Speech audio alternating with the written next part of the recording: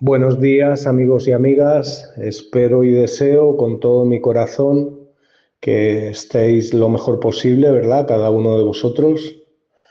Y quisiera en esta semana poder traer otro tema de las Sagradas Escrituras para que sea de bendición, que seguro que va a ser así, no por el orador, que en este caso soy yo, sino por Dios mismo, ¿no? Dios se debe a su palabra. Por tanto, la palabra de Dios nos enseña y nos bendice a los que somos hijos e hijas de Dios.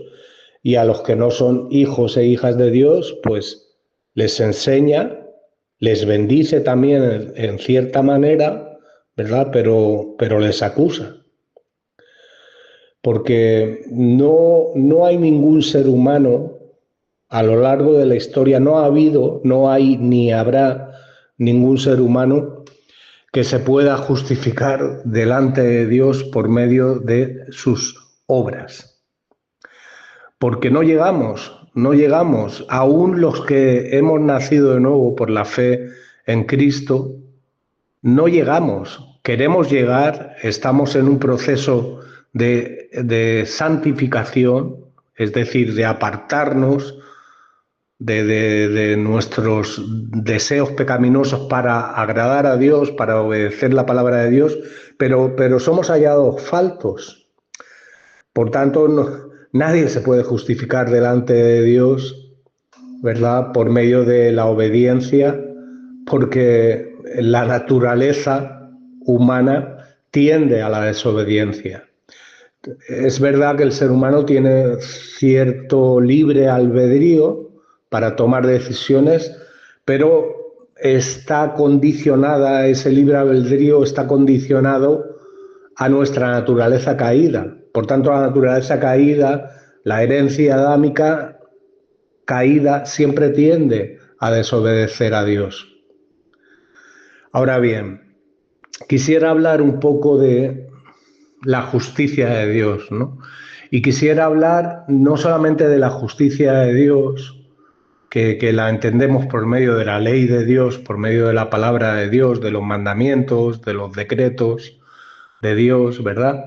Sino la pregunta que yo os quisiera hacer esta mañana, o que me gustaría que vosotros mismos os hagáis, os preguntéis a vosotros mismos.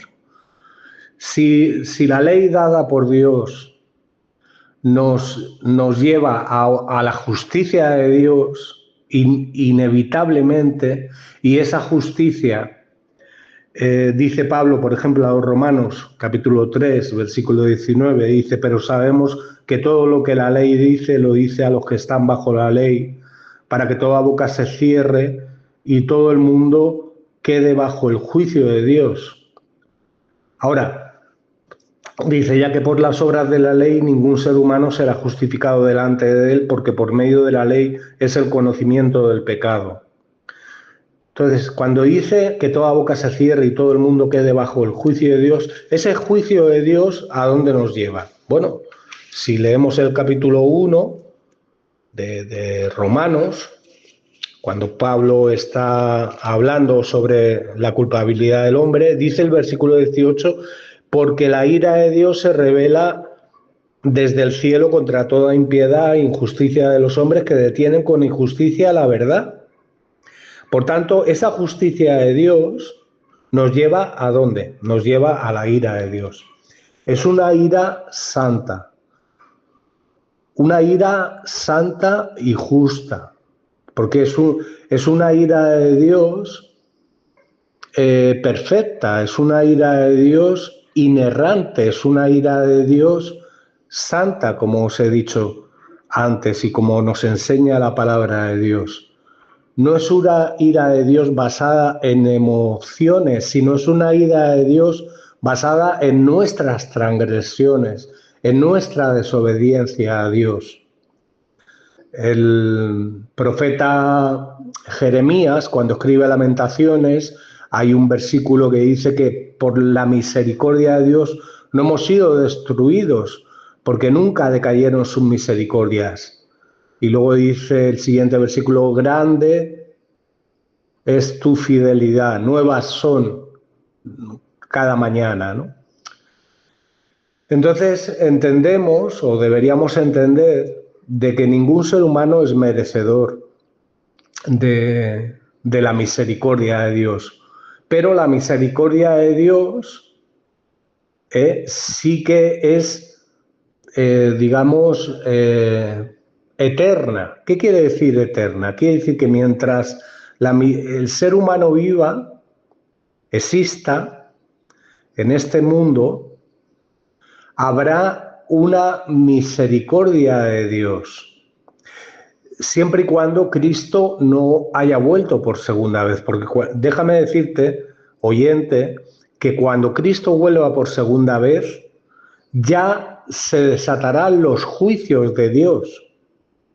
Ya no habrá otra oportunidad. El autor de Hebreos dice que es necesario que el hombre muera una sola vez y después el juicio, no dice y después la gracia y después la misericordia, no. El autor de Hebreos dice y después de que haya muerto el juicio.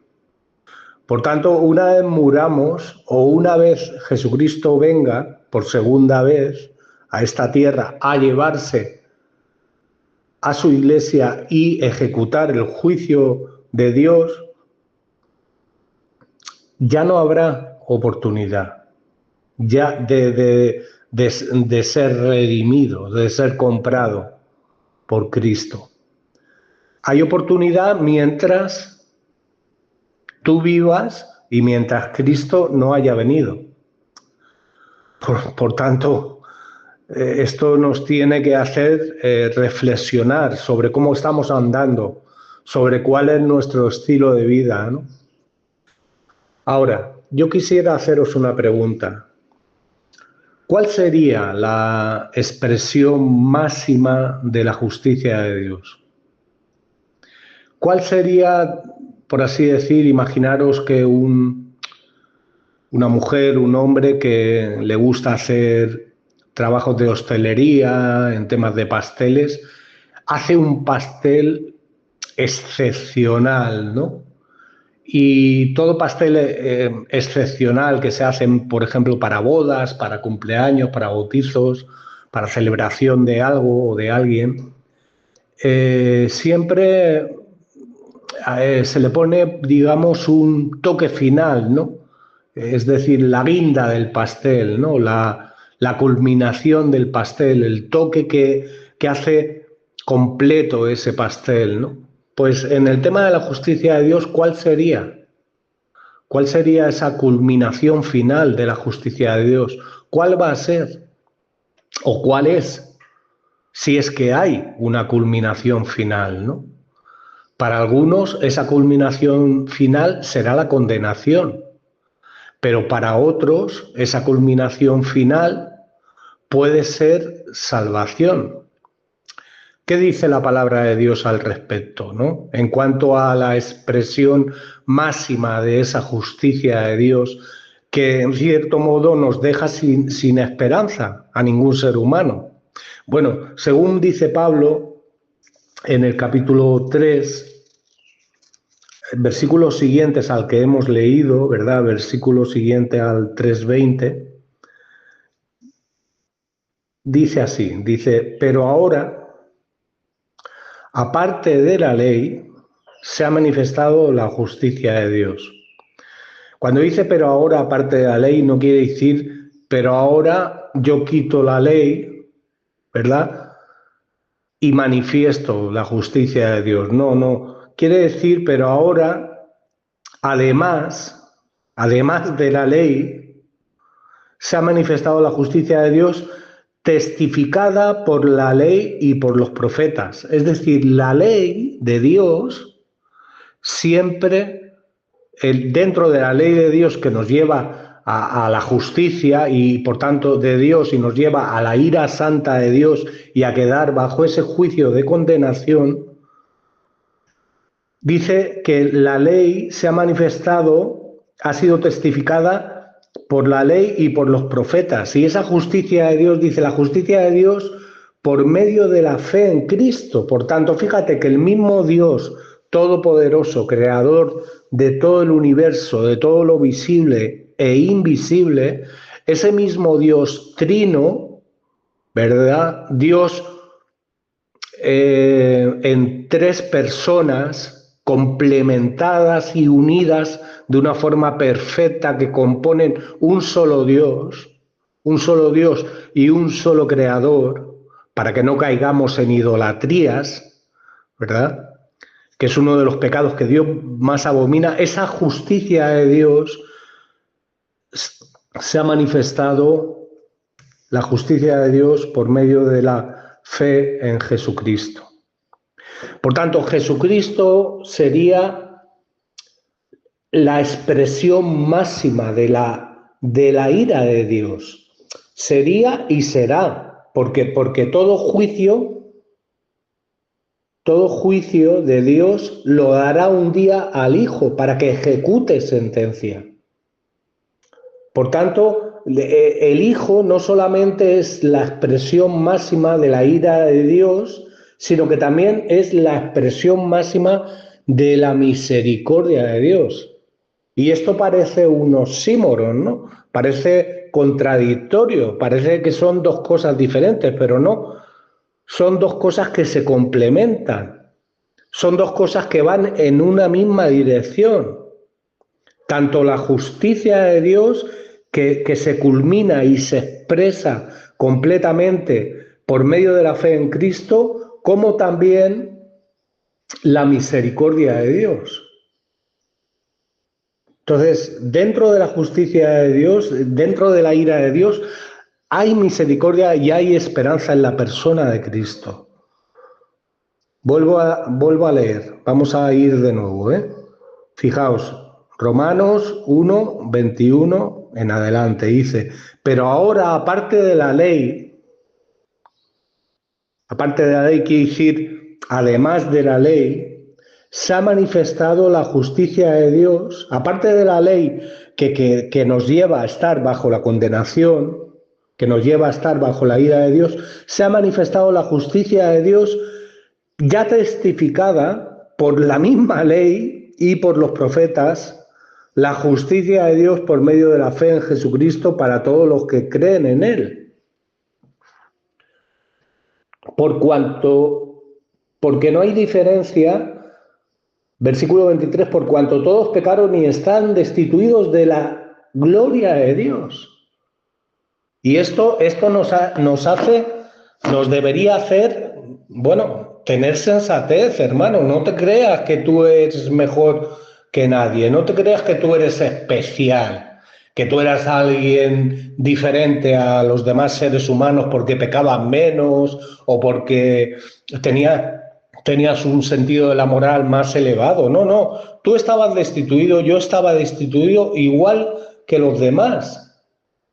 Todos pecaron y están destituidos de la gloria de Dios. Tú y yo, querido hermano, sin Cristo estábamos destituidos de la gloria de Dios, pero en Cristo somos justificados gratuitamente por su gracia, mediante la redención, mediante el pago que Cristo hizo, mediante la redención que es en Cristo Jesús. Por tanto, vamos a concluir o recordar que la ley de Dios, la palabra de Dios, nos lleva legalmente a un juicio de Dios, que bajo ese juicio de Dios todos estábamos destituidos, todos estábamos bajo la ira de Dios, todos estábamos en condenación, pero que esa ley de Dios y esa justicia de Dios, su expresión máxima sería Cristo. Y Cristo dio su vida, como dice Juan 3:16, para que todo aquel que en Él cree no se pierda, mas tenga vida eterna. Por tanto, fíjate la esperanza que trae la ley de Dios y la esperanza que trae la justicia de Dios. Por eso el salmista, en el Salmo 19, dice que la ley de Jehová es perfecta, que convierte el alma. La ley de Jehová es completa, hermano. Es como ese pastel que os he dicho que que ya se le pone la culminación y esa culminación es Cristo, esa expresión máxima de ese pastel, entre comillas, como ejemplo lo he puesto, evidentemente, pero esa perfección máxima de la ley y de la justicia de Dios es Cristo. Y Cristo dio su vida, querido hermano y querida hermana, para dar oportunidad de salvación y redimir a los que son suyos. Ahora, tenemos que agradecer mucho a Dios, tenemos esa ley de Dios que sigue estando para creyentes y no creyentes. Nosotros, los hijos e hijas de Dios, tenemos que marcar la diferencia. No podemos actuar como actuábamos cuando estábamos sin Cristo. Cuando no estábamos en Cristo, en Él. ¿Qué es estar en Cristo? ¿Qué quería decir Pablo, por ejemplo, a los Corintios cuando dice, capítulo 5, 17, de modo que si alguno está en Cristo, nueva criatura es, las cosas viejas pasaron, he aquí todas son hechas nuevas? ¿Y qué quería decir Pablo? ¿Qué es estar en Cristo? Es estar en la culminación de la expresión máxima de la ley de Dios y de la justicia de Dios. Es estar en salvación. Es que yo voy a intentar vivir bajo la ley de la gracia, bajo la ley de Cristo, bajo la culminación máxima de la ley de Dios, que es Cristo. Por tanto, qué privilegio tenemos los hijos e hijas de Dios, querido hermano y querida hermana, y qué privilegio puedes tener tú, querido oyente, si no has nacido de nuevo. Qué privilegio puedes tener tú de clamar a Dios por un nuevo nacimiento. Porque déjame recordarte las palabras de Jesús a Nicodemo: si no naces de nuevo, no podrás ver la gloria de Dios. Y estás bajo la condenación. Estás bajo la ley de Dios que un día en su justicia te llevará a la condenación. Pero si estamos en la expresión máxima de la ley de Dios y de la justicia de Dios, estamos en Cristo.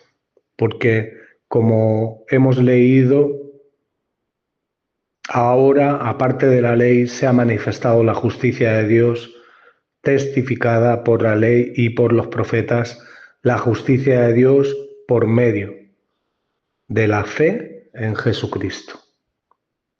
Y la fe en Jesucristo no es una fe muerta. La fe en Jesucristo nos lleva a la obediencia. Si tú no eres un hijo o una hija de Dios obediente, tú no estás en Cristo. Tú estás en una religión, pero no estás en una relación personal. Pero si estamos en Cristo, como decía Pablo a los Corintios, somos nuevas criaturas. Y estamos en la expresión máxima de la ley de Dios y de la justicia de Dios, que es Cristo. Y si estamos en Cristo, querido hermano y querida hermana, no hay ninguna condenación. Habrá una salvación, porque Cristo pagó el precio por ti y por mí. Considera esto, ¿verdad? Mastícalo, medítalo cuando estés a solas. Vete a estos textos que os he leído, que te he compartido, y sé agradecido a Dios y no te creas mejor que nadie. Te mando un fuerte abrazo. Que Dios continúe perfeccionando su obra en ti y en mí.